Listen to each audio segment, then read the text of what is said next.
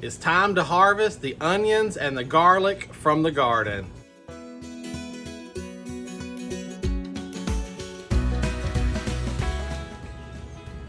Hey there guys, and welcome back to Horticulture Geek. I'm Ray, and thank you so much for joining me today here in the garden. And you heard that correctly. It is time for me to harvest my onions and my garlic. We have had a crazy spring here in central Arkansas. The weather has fluctuated dramatically up and down. And then this week, we're currently under heat advisories. Heat indexes up into the triple digits. And so all of those things combined, the garlic and the onions have done everything they're gonna do, and it's time to harvest. So what I'm gonna need for this project is nothing but my hands, and I have a bulb crate, okay?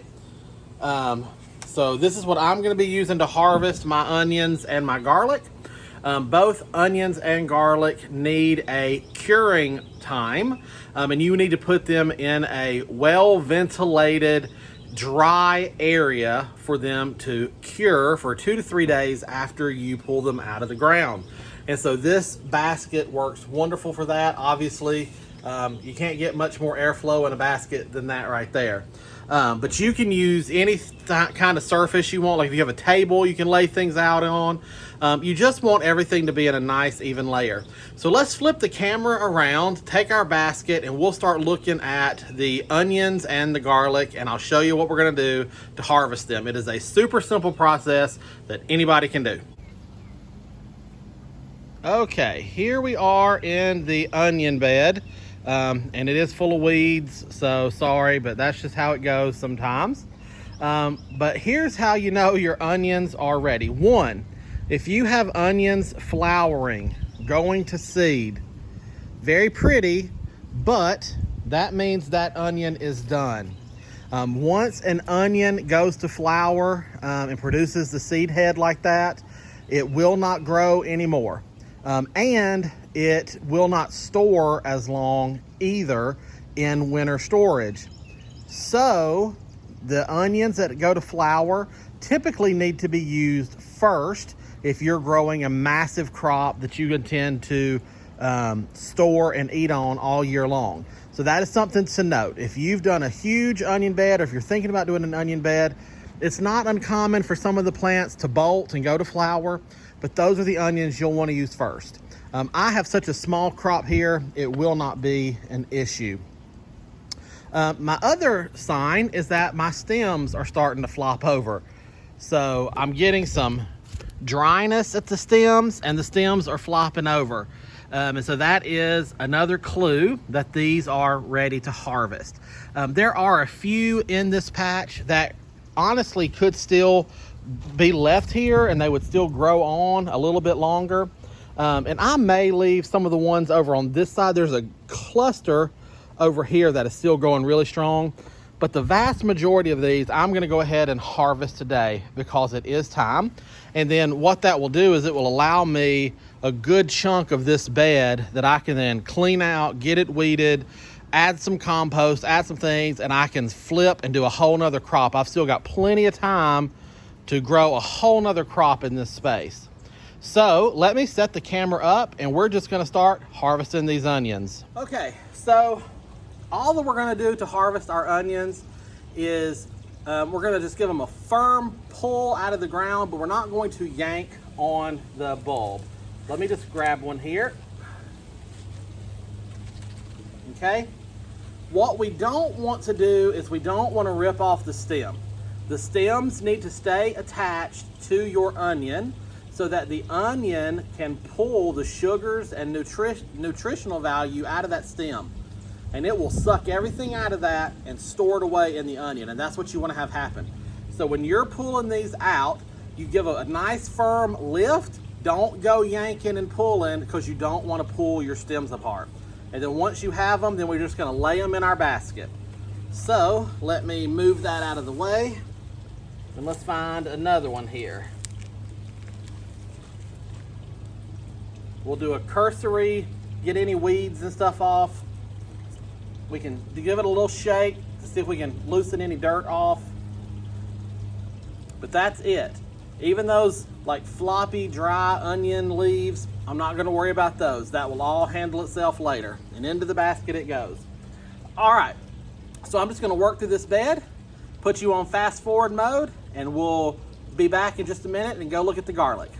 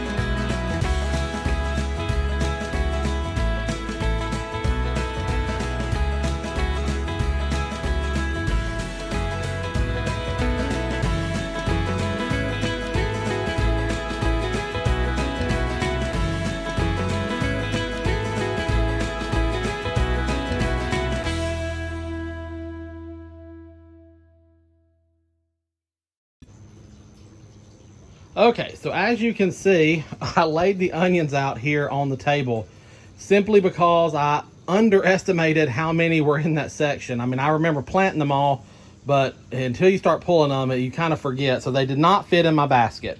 So this is another drying method. So it's actually a happy accident because now I can show you.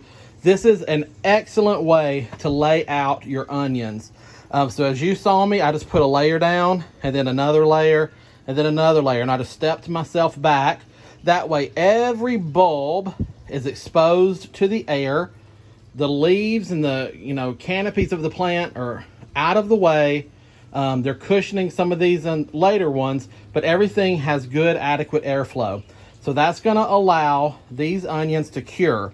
It's going to let the outside skins harden off and get that traditional papery skin that onions have.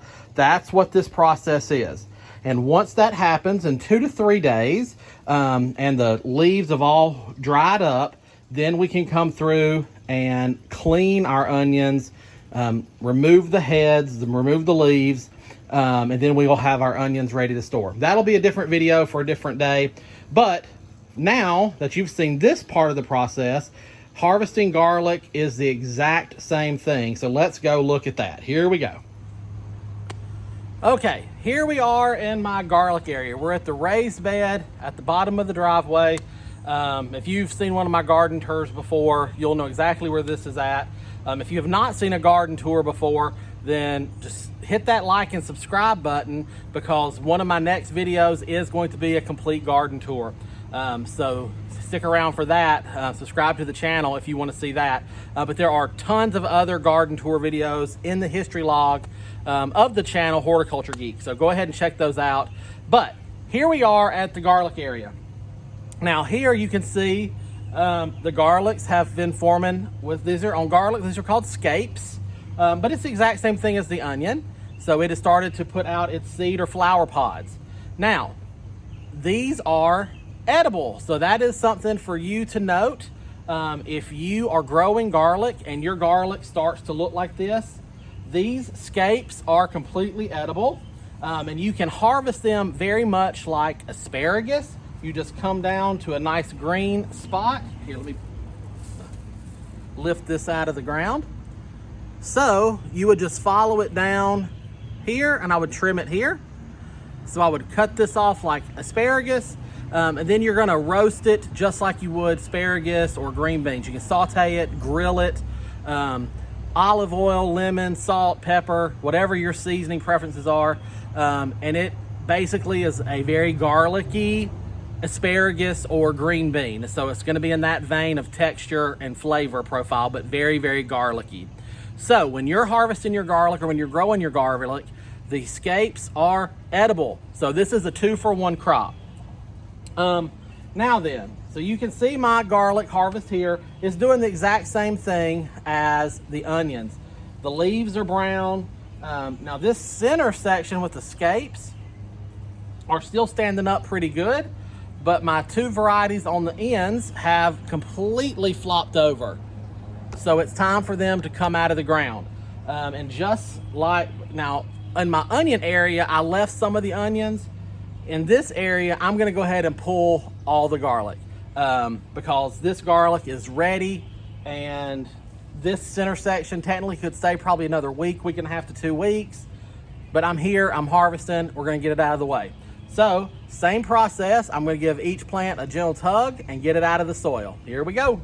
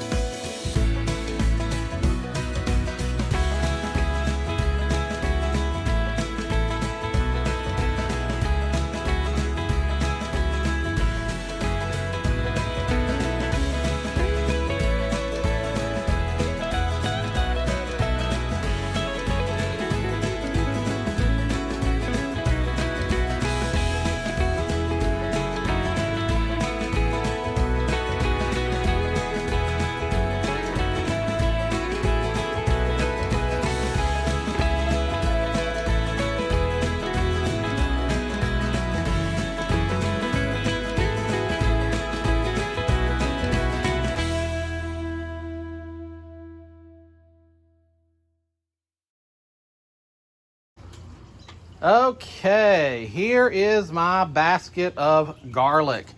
So as you can see, I've got some good sized heads that you probably noticed I had some really tiny heads coming out of that area. Now, these I'm gonna leave in this basket. They'll have plenty of airflow.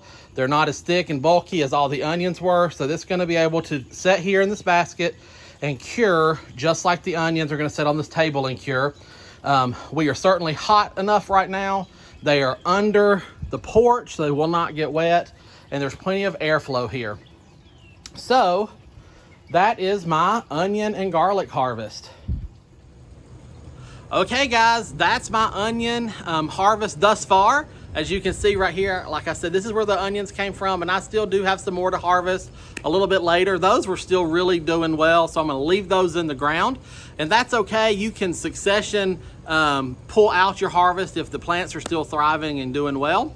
And then that garlic I got out of the ground from right down there under that wall basket. We got all of that out of the ground today because it was ready to go.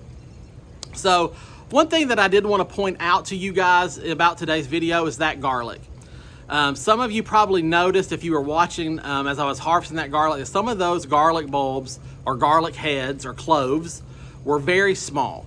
And I really think that is because this is the first year I've grown garlic in that spot. I decided to give it a whirl because that bed was empty and available at the time I needed to plant garlic.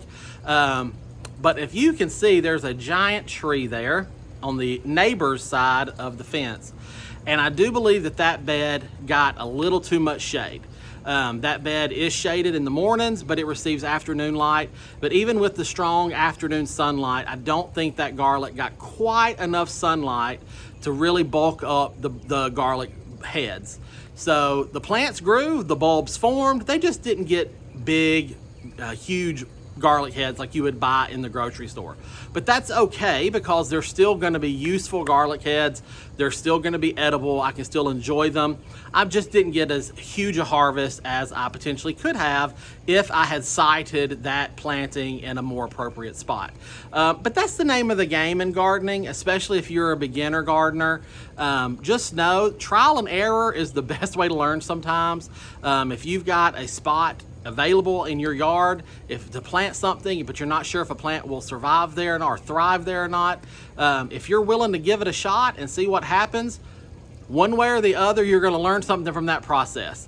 Either your plant's going to suffer and perish, and you're going to learn something. Your plant's going to struggle, and you're going to have to move it. If it's a harvest like this, there's no moving it. You just deal with it. Or it's going to thrive and do wonderful, and you're going to learn something. So in gardening, we're going to learn something all the time. As all gardeners do, we kind of shift our things around the garden from year to year because you don't really want to plant the exact same crop in the exact same spot year after year. That's how soil-borne pathogens and diseases kind of get going when they have the same plant to thrive on in the same spot year after year. So rotating things around the garden is key. And sometimes in a yard like mine, when you do that, it's not as successful as it otherwise could have been, but that's okay. As you can see, I've got a huge basket of garlic. It's going to be more than enough for our family here at Horticulture Geek. So I hope you have enjoyed today's video. If you have grown garlic or onions for the first time, it's always kind of helpful to see how others know when to harvest, what signs to look for, and how to get those things out of the ground. And then especially how do you set them out to dry and cure. So that is a vital, important process. What you do not want to do is harvest garlic or onions and take them and chop the leaves off and wash them and try to, they won't preserve that way. You've got to let those bulbs form that traditional papery skin. Like when you get an onion in the store or a garlic clove in the store, they've got that flaky, papery skin on them. They don't have that coming out of the wet dirt. So this curing process is twofold. It's going to allow those outer layers of the onion or garlic skin to dry out and form a protective barrier on top of your edible plant. And then it's also going to allow the sugars and starches and nutrients to be drawn out of the leaves and held into that bulb. So it's a better quality food item for you. So don't skip the curing process on your bulbs when you're doing onions and garlic. I hope this video has been helpful, has shown you something that inspired you to get out and grow something. If you want to see where I planted these things, I will try to link those videos up here where we planted the onions and garlic back in the fall. So please feel free to go back and look at those. But I think that's going to wrap it up for me here today in the garden because it is almost 8 o'clock at night and it is still triple digit with the heat index. And so I'm getting drenched here talking to the camera. Again, guys, I really do hope you've enjoyed it. Hit that like and subscribe button. Follow along for future videos, including that garden tour, which is coming up here in just a few days. Until next time, from my garden to yours, I wish you all the best and happy gardening.